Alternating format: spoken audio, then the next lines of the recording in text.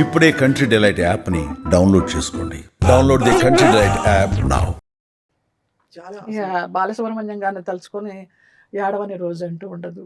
ఎందుకు ఆయన తీసుకెళ్ళిపోయినాడు నాకు అనిపిస్తుంది. ఒక బాలసుబ్రహ్మణ్యం గారికి వాళ్ళతో కానీ దగ్గర పరిచయం ఉండేదానికి. బాగా నేను ఒక స్టేజ్ మీదే చెప్పాను. ఆయన ఏమనుకోకండి, చెప్పమ్మా. ఇది కొంత మనవాళ్ళనే ఫీలింగ్ వస్తుందా? కాదలేని విషయం అని నిజంగా నాకు ఆ చెప్పొచ్చా? క్యాస్ట్ ఫీలింగ్ లేదు కానీరా, ఏమో తెలియదు, ఏమూలో నాకు తెలియకుండా అంటే అది ఉందేమో. ఉండడంలో అంటే సహజం అది. అది కరెక్టా కాదా అంటే కుల వివక్ష చూపించడం అనేది తప్పు. అవును, బట్ మనవాళ్ళు అనే ఫీలింగ్ మీకు ఉండుంటే కనుక అది నిజమే కదా. వాళ్ళకున్నా కూడా నిజమే కదా. ఖచ్చితంగా నిజమే. అది ఎందుకంటే ఆహారపు అలవాట్లు మొదలు అన్నీ కలుస్తాయి. ఆ, మాట ఇప్పుడు ఒక కలుస్తుంది. భరణి గారు కానీ, ఉమ్. ఒక బాలసుబ్రహ్మణ్యం గారు కానీ, ఒక బాపు గారు కానీ, వీళ్ళందరినీ నాకెందుకో చాలా ఆత్మీయులు, చాలా చాలా ఓన్ చేసేసుకుంటాను.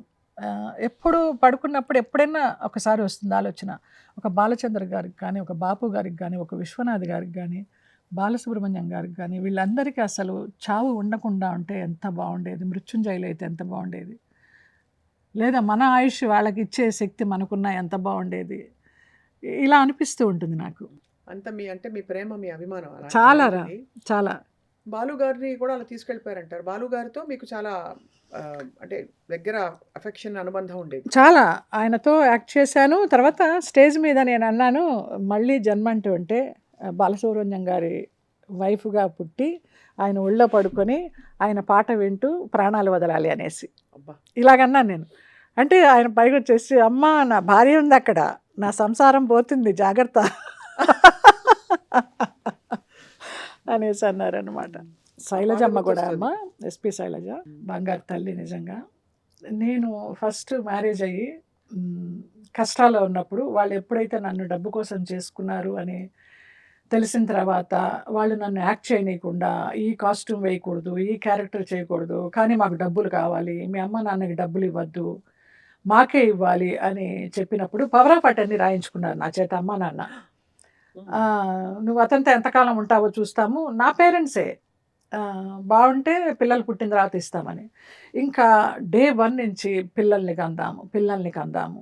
అది లేట్ అయిన కొద్దీ నాకు ఎందుకో అనుమానం వచ్చి ఒక గైనకాలజిస్ట్ దగ్గరికి వెళ్ళి ఆ పిల్లల ప్రసక్తి రాకుండా కొంచెం జాగ్రత్త పడ్డాను ఆ టైంలో. ఏ దేవుడో నా యందుండి అలాంటివేమీ నేను కన్సీవ్ అవ్వకుండా, కమిట్ అవ్వకుండా, చాలా గుంభనంగా తెలియకుండా గైనకాలజిస్ట్ దగ్గరికి వెళ్ళి తీసుకున్నాను అవి.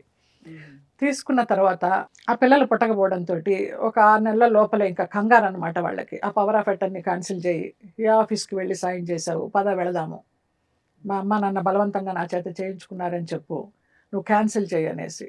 మీ హస్బెండ్ సైడ్ వాళ్ళు ఇంకా 3 నెలల నుంచి నరకం అన్నమాట. యాసిడ్ పోస్తాను, అది పోస్తాను, ఇది పోస్తాను, చంపేస్తాను. ఎలాగో ఒక 6 నెలలు బాగా అలా ప్రాణాలను ఉగ్గపెట్టుకొని ఒక ఫైన్ డే వచ్చేద్దామా అనుకుంటున్నప్పుడు నా లగేజ్ని నన్ను పెట్టి లోపల తాళం వేసేసాడు. నువ్వు ఎలా వెళ్తావో చూస్తాను. ఆ రోజున ఏడుస్తూ పడుకుంటే కలలో నన్ను అంబాసిడర్లో ఇతను ఎక్కడో చంపడానికి తీసుకెళ్ళిపోతున్నాడంట. చూడండి, నిజమమ్మా. నాకు బాబాని పరిచయం చేసింది రమాప్రభ ఫస్ట్. ఇది స్వతంత్ర భారతం. ఆర్ నారాయణమూర్తి గారు, నేను గుమ్మడి గారు, నేను జయలలిత క్యారెక్టర్, గుమ్మడి గారు మన కరుణానిధి గారి క్యారెక్టర్, అసెంబ్లీలో చీరలాగే క్యారెక్టర్ అనమాట నాది. ఆ టైంలో ఎందుకో షూటింగ్ గ్యాప్ వస్తే ద్రాక్షారామంలో నీకు ఒక దేవుణ్ణి చూపిస్తాను రా అని తీసుకువెళ్తే, చిన్న బాబా, నల్ల బాబా, ఈయనే బాబా అని మహాతల్లి ఆవిడే పరిచయం చేసింది బాబాని. నాకు అప్పటి వరకు బాబా అంటే ఎవరో తెలియదు. స్పిరిచువల్ గైడే మీకైతే. అయ్యో చూడండి, వాళ్ళిద్దరు కోఇన్సిడెన్స్గా భార్యాభర్తలు, వాళ్ళిద్దరే నాకు గైడెన్స్. చూడండి, అంటే అంటాం కదా, ఒక బాబాని పరిచయం చేయడానికి కానీ, ఒక తీర్థయాత్రలకు తీసుకెళ్ళడానికి కానీ తెలియదు. ఎంత ఒకలా చూస్తే ఎంత బ్యూటిఫుల్ చూడండి. అది ఆ జర్నీ అనేది అంటే పార్వతీ పరమేశ్వర్లు వచ్చి బాగా చెప్పావు. నేను అలాగే అనుకునేదాన్ని నిజంగా. ఆవిడ పేరు రమ, ఆయన పేరు సత్యనారాయణ దీక్షిత్ ఆయన అసలు పేరు. రమా సత్యనారాయణ సహిత సత్యనారాయణ స్వామినే నమస్కారం అని చెప్పుకుంటూ ఉంటాం మనం. అలాగే రమాప్రభ మీరు చెప్తుంటే ఈ డాట్స్ కనెక్ట్ చేసుకోవడం అసలు ఆ థ్రిల్ కంటే వేరే ఉండదు. ఇది మ్యాజిక్ ఆఫ్ లైఫ్ అని. ఎస్ తల్లి. ఎందుకంటే అక్క, పచ్చి నిజం ఏంటంటే ఎంత పవర్ఫుల్గా ఉన్నా, ఎంత ఆరోగ్యంగా ఉన్నాను, బాడీ ఈజ్ లిమిటెడ్. ఎస్. ఏదో ఒక రోజు ముందు కొంతమంది, తర్వాత కొంతమంది వెళ్ళిపోతారు కదత్తా. అంతే కదా. అంతే. సో బట్ ఇంత బ్యూటిఫుల్గా మీరు కనెక్ట్ చేసుకునే ఆ శక్తి రావడం, కానీ అక్క అంత మీకు కల వచ్చిందని చెప్పారు, అక్కడ ఆగిని చెప్పండి చెప్పండి. ఆగింది. తీసుకెళ్ళిపోతుంటే నేను అలాగే కూర్చుని ఉన్నాను నిస్సహాయురాల్లాగా. నిలువెత్తు బాబా అమ్మ, కాషాయ వస్త్రాల్లో, ఎంత పెద్ద బాబానో. అక్కడ షిరిడీలో ఉంటుంది కదా, ఆయన వంట పాత్రని ఇచ్చేస్తూ ఒక పెద్ద విగ్రహం ఉంటుంది మనం షిరిడీలోకి ఎంటర్ అవ్వగానే. అలాంటి బాబా ఇలాగ అరచేత్తో అంబాసిడర్ని ఆపేసి డోర్ తీసి నన్ను తీసుకుని గబగబా లాక్కెళ్ళిపోయారమ్మ. ఆ తెల్లవారుజామున ఏం జరిగింది, పరుచూరి గోపాలకృష్ణ గారు, చలపతిరావు గారు వీళ్ళందరికీ నా డ్రైవర్ ద్వారా తెలిసి ఈ అమ్మని లాక్ చేశారు అనేసి విరుగంబాకం పోలీస్ స్టేషన్లో వాళ్ళు కంప్లైంట్ ఇచ్చి ఆ పోలీసులు వచ్చి నన్ను తీసుకుని బయటికి తీసుకొచ్చారు.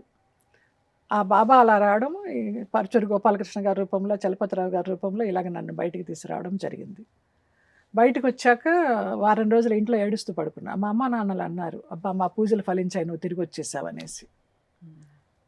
షాక్ అనమాట. పూజలు చేశారట వాళ్ళు, నేను తిరిగి రావాలి, దీని సంసారం బాగుండకూడదని. ఇటు అలాగే ఉంది. అటు మా అత్తమామలు డబ్బు కోసం చేసుకున్నారు ఎన్నో, ఒక 50 లక్షలు, ఒక 50 సవరాల బంగారం అప్పటి టైంలో.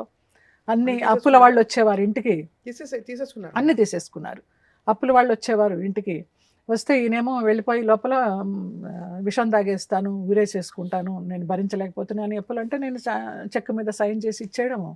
పతిదేవుడు కొత్తగా పెళ్ళయింది అనేసి. ఇప్పుడు ఆయన ఎక్కడున్నారు అక్క, అడగకూడదు. ఎక్కడున్నారు, త్రివేంద్రంలో ఉన్నారు. బిఫోర్ లాస్ట్ ఇయర్ కాకుండా ఆ లాస్ట్ ఇయర్ జూలై 18th వెళ్ళి అతన్ని చూశాను నేను ఒక పని మీద. అవునా? త్రివేంద్రం. నాకు ఒక పని కావాల్సి వచ్చింది అతనితోటి. వెళితే అంతకు ముందర కూడా టచ్లో ఉంటూ వచ్చాడు కొన్ని సంవత్సరాలు. నీలాంబరి సినిమా తీసింది అతనే రమ్యకృష్ణతోటి, కన్నడలో. సూర్య అతని పేరు, కన్నడ డైరెక్టరు. మామూలుగా వినోద్ కుమార్ అనమాట. మలయాళంలో 25 మూవీస్ చేశారు. ఆ 25 మూవీస్లో ఒక 10-15 మూవీస్ నేనే హీరోయిన్. అంటే C grade, B grade. Suresh Gopi కానీ, అంతకుముందు అయ్యప్ప లాంటి సినిమాలన్నీ చేశారు, శ్రీ విద్యతోటి, ప్రేమ్ నజీర్ తోటి, వాళ్ళందరితోటి. ఆయన పేరు వినోద్ కుమార్. నటులు కాదు, వినోద్ కుమార్. కన్నడలో సూర్య అనే పేరుతోటి చేశాడు. ఆ కన్నడలో మంచి ఒక రేంజ్లో ఉన్నప్పుడు అతనికి ఏదో ఎవరో బ్లాక్ మ్యాజిక్ చేశారంటారు, నాకు తెలీదు, బ్లాక్ మ్యాజిక్ అని అంటాడు. ఇక్కడి నుంచి ఇక్కడ వరకు పడిపోయిందమ్మా. ఇప్పుడు గత 20 సంవత్సరాలుగా అతను బెడ్లో ఉన్నాడు. నెలకు 5,000 పంపించేదాన్ని మందులకి ఆ టైంలో. ఇంత జరిగినా కూడా నువ్వు నమ్మినా నమ్మకపోయినా నాకు ఆ 18 సాక్షిభూతాలు నమ్ముతాయి. నేనేమి మెహర్బానీ కోసం చెప్పుకోవడం ఏమీ కాదు, పంపిస్తూ వచ్చాను. ఎప్పుడైతే వీరు పరిచయం అయినారో ఇంక నేను అప్పుడు ఆపేశాను. వద్దు, మనకి ఒకరిని నమ్మాము, ఇంకా అక్కడ పక్కన పెట్టేస్తే. అప్పుడు ఆ అబ్బాయికి వేరే పెళ్ళయింది. ఆ టైంలో 13 సంవత్సరాల కూతురు అమ్మాయికి. ఆడపిల్లకి పుట్టినరోజుకి నేను ఏమైనా పంపిస్తూ ఉండేదాన్ని, చిన్న చితక వస్తువులు పంపిస్తూ ఉంటే, ఎవరు పంపించారు నాన్న అని అడిగితే బాబా పంపించారమ్మా అనేవాడంట. ఆ తర్వాత అతను కూడా బాబాని నమ్మడం స్టార్ట్ చేశాడు. ఇప్పటికీ డైలీ నా ఫోన్లో ఉంటుంది, గుడ్ మార్నింగ్ వినేట అని. అతను గుడ్ మార్నింగ్ చెప్తాడు, నేను చెప్తాను. గురువారం బాబాది పంపిస్తాను. ఆ పిల్ల లండన్లో వర్క్ చేస్తోంది ఇప్పుడు 24 సంవత్సరాలు. అది లల్లమ్మ అని రోజు ఫోన్ చేసి మాట్లాడుతుంది నాతోటి. అసలు వరల్డ్ ఈజ్ టూ స్మాల్ అని, భూమి గుండ్రంగా ఉందని, ఎక్కడ కనెక్షన్ పోయి మళ్ళీ ఎక్కడ కనెక్షన్ రావడం నాకు నచ్చదు, నాకు ఇష్టం లేదు. నేను మాట్లాడతా కానీ అంటే మనస్ఫూర్తిగానే మాట్లాడతాను, కానీ వద్దు ఈ కనెక్షన్స్, ఇంకా చాలు, బంధాలు వదిలించుకుని హాయిగా మీరెవరో తెలుసుకునే ఒక బ్యూటిఫుల్ లైఫ్లోకి వచ్చేసారు అంతే. సో ఇలాగ జరిగింది. ఒక వారం రోజులకి ఇంటికి వచ్చేసిన తర్వాత పెద్ద పెద్ద స్టేట్మెంట్లు ఇచ్చా, కళ్యాణం వచ్చినా కక్క వచ్చినా ఆగదనేసి. మంచి మంచి ఫోటోలు మావి. అక్క మొగుడు 100 days ఫంక్షన్కి వచ్చాడు నాతోటి. వస్తే అందరు చూసి నీకు ఎలాగ నచ్చాడు, వీడు దొంగకోళ్ళు పట్టేవాళ్ళగా ఉన్నాడు అనేసి అందరు తిట్టారు. లేదు, నాకు చాలా ఇష్టం, నా జీవితంలో హీరో నన్ను సేవ్ చేశాడు. ఒక ప్రొడక్షన్ విషయంగా క్రాస్ బెల్ట్ మణి అని ఉండేవారు, మీనా వాళ్ళ మామయ్య. సో మీనా ఈ అబ్బాయికి మేనగోడలు. ఓహో, మన వాళ్ళందరూ రిలేషన్ అనమాట వినోద్ గారికి. అవును. సో మా నాన్న ఏం చేసేవారు, డబ్బు కోసమని ఒక్కొక్కరికి ఇద్దరికి ఒకటే డేట్ ఇచ్చేవారు. నాకు తెలీదు, నువ్వు ఇవాళ వీళ్ళ సినిమాకి వెళ్ళాలి, ఇవాళ వీళ్ళ సినిమాకి వెళ్ళాలంటే వెళ్ళడం, యాక్ట్ చేయడము. యాక్ట్ చేసిన తర్వాత నా రెమ్యునరేషన్ అంటే మీ నాన్న ఎప్పుడో తీసుకెళ్ళిపోయేవారు అనేవారు. అలాగే నాకు రెమ్యునరేషన్ కూడా వచ్చేది కాదు. ఆయన విలాస పురుషుడు ఆయన. అందరూ దారుణంగా ఎక్స్‌ప్లాయిట్ చేశారు మిమ్మల్ని. అని అనుకోవడమా, లేకపోతే మన జీవితం వాళ్ళందరికీ ఉపయోగపడిందని సంతోషపడడమా?